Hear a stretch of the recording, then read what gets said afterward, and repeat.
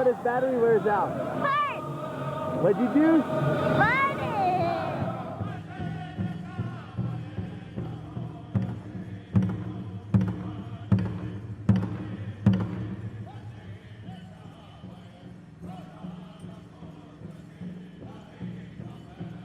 You're a role model for all the young girls out there who dance, who don't dance, who go to powwows, who don't go to powwows, for all the young Native girls.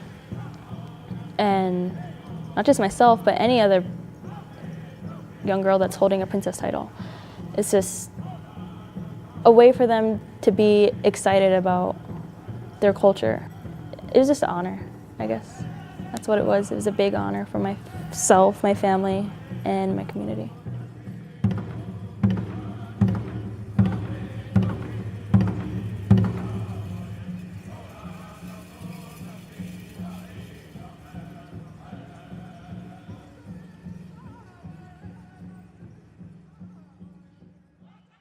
I'm very proud of this young lady, and to give our final welcome here in Denver, Kaya Claremont, Denver March Powwow Princess.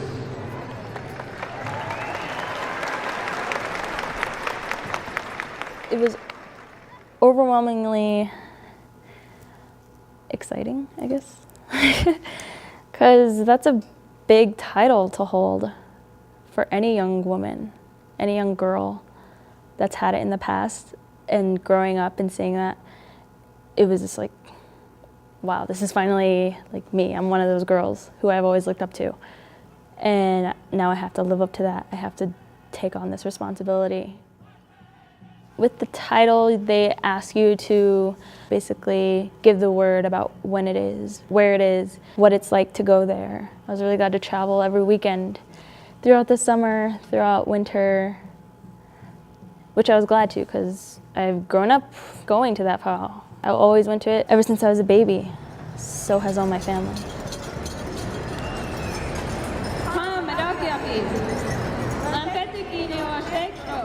Hamadakiapi, and that's just like greeting everyone. That's hello, all my relations. Chante washte nape chiyuzapi. That's I greet you all with a friendly handshake and a good heart. Kea Claremont e machiapi, nalakotia taoyate iokapi wachiawi e machiapi. So I said, hello, my name is Kea Claremont. My Lakota name is makes people happy through her dancing. You know, Dayan Hipi, Wopila Chichiapi, means I'm very happy and excited that you all are here, and I'm happy to see you all. You end it, you know, simply or just Wopila Tanka Pila Mayaye. Thank you all for having me.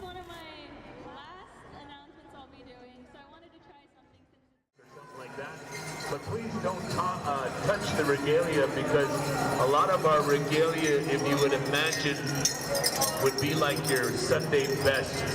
And you don't want everybody touching you when you're in your Sunday best. Also, a lot of our regalia is passed down from generation to generation. A lot of it is a lot old, so if you touch it and you destroy it, it's irreplaceable. So we ask you in a good way to be cognizant of that, but we want to invite you to come on out. You don't have to be in your Indian regalia, but according to the Denver Coliseum, you do have to be dressed.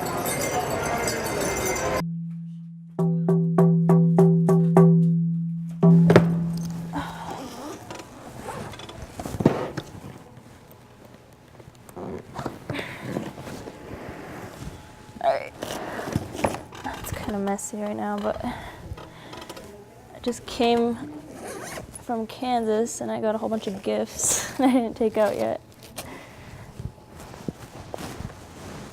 So typically, I get ready for grand entry.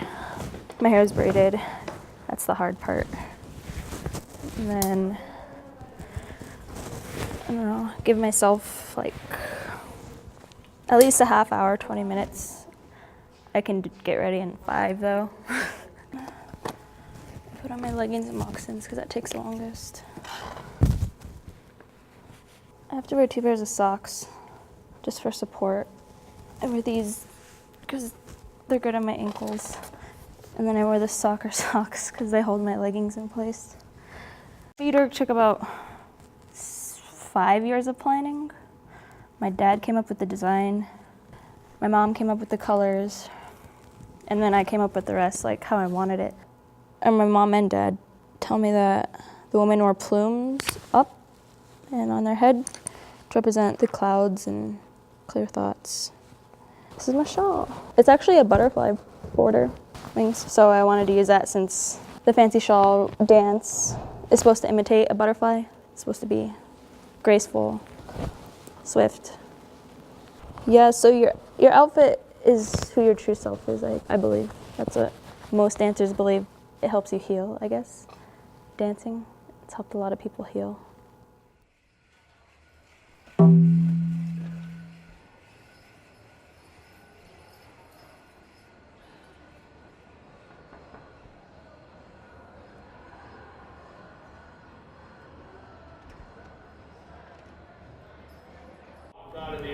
I said, I brought up the story, like, even when I was younger, I wanted to be, you know, One of the things that Chico I said looked that up is to missing all in the today's Denver March dance world, competitions, like, every you year. have the arrogance I was like, to compete, you know, but a it's lot like of the people world are around still us. holding on to So it's it. like, When they walk out the of main reason I had that special for my parents was so my mom could dance again. Because my mom hasn't danced competitively in over like 2 years, 3 years, a long time.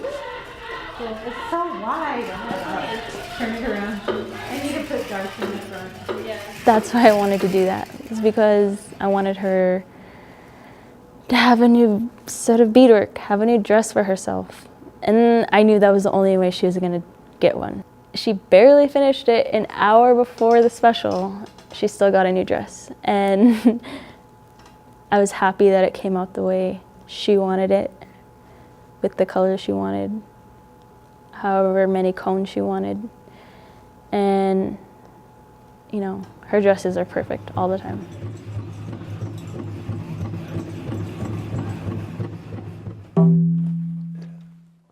So usually, after I get home from work, get dinner done, I come down here and sit down here and work.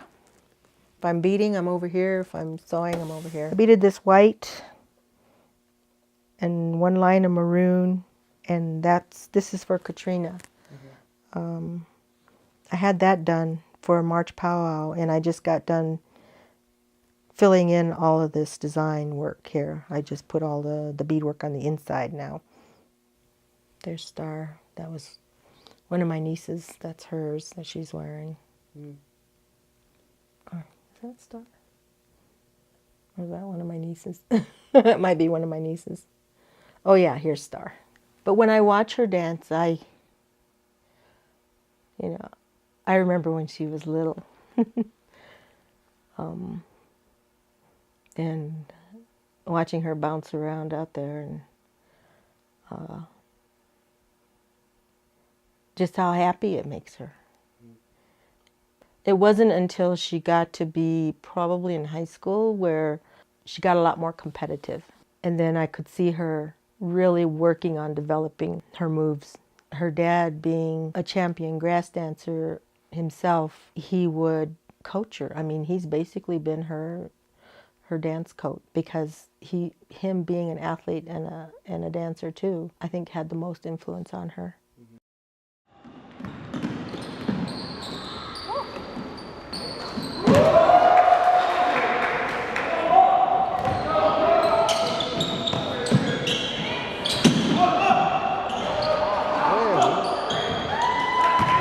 My firstborn, Kaya Claremont. Very proud of her. You know, growing up here in the city, she's had to learn two worlds that most people don't know about. Her family here were native, so she learns our cultural side, the spiritual side of her life, you could put it. And that's very important to us. You know, she needs to know who she is and where she's came from. The one thing I've always taught her and her brother, she has a brother, he's in high school now, and the one thing that I've always taught them is we've had relatives that's fought and died for everything that we have today. Kea taking part in both worlds. You know, she's what you would consider an urban native. She was never grew up on the reservation. My kids and myself dance at powwows as much as we do. You know, I just believe it's just one way of showing our identity. That's our heartbeat as Native people. You know, this is us. This is in our blood.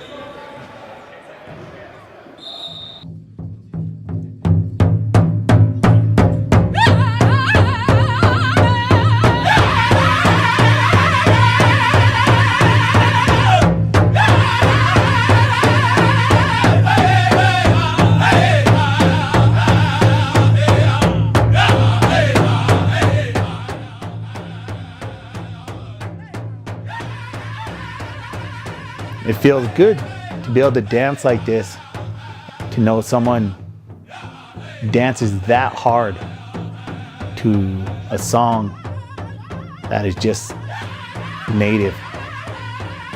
You see the athleticism in my daughter when you watch her dance. And that's why Kea's Indian name, you know, really suits her, because if you watch her dance, she does. She makes you feel good.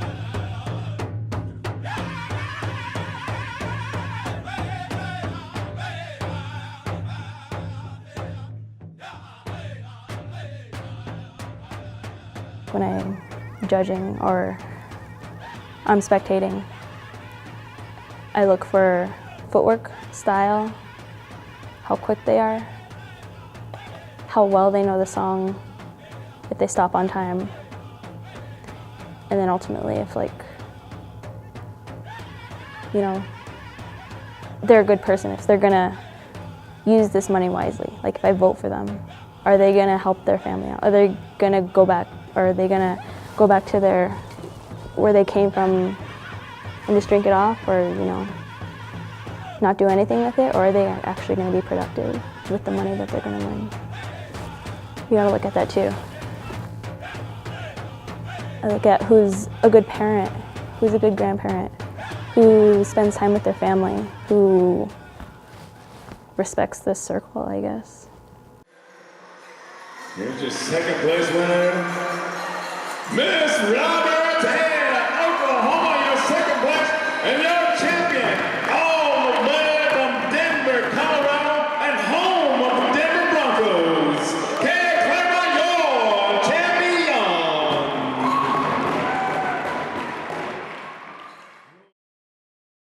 Again, when I shook their hands at the end and gave everybody hugs, I felt just like accomplished. Like, you know, what's the next milestone? Let's just keep going. That's what it felt like. They knew I was gonna be off with my significant other and leave. I'm not leaving forever. I always tell them that, like, I'm not gonna be gone forever, for forever. It's just a little bit. I wanna take some time to do what I wanna do. I wanna travel, I wanna take pictures for once, like, go where I want to go to parks, national parks, go see the ocean. And I have time to go back to school. And I want to save up and do it right. Living in, how we would say, it's like two worlds. You got your native side, and then you got the outside world. And it's tricky having to balance those things, especially living in a non-native world. I hope what people get from this is they can see that we're trying, and so are other families. We're not the only family that is like this. There are so many other families that do it every day. They go to school, they go to work, and they go to powwows. Just like with any other Native family, I believe that it's generational. If you keep working at it every generation, then, you know, you can learn about your culture, you can be involved with it, you can, you know, start small and just keep working on it, and it'll take you so far. That's just like with anything. And that's what I've learned dancing, and that's what the community has taught me. Keep learning, don't give up. And that's what I love about my family. I'll end up doing that with my children, and we'll keep continuing it. We'll keep flourishing.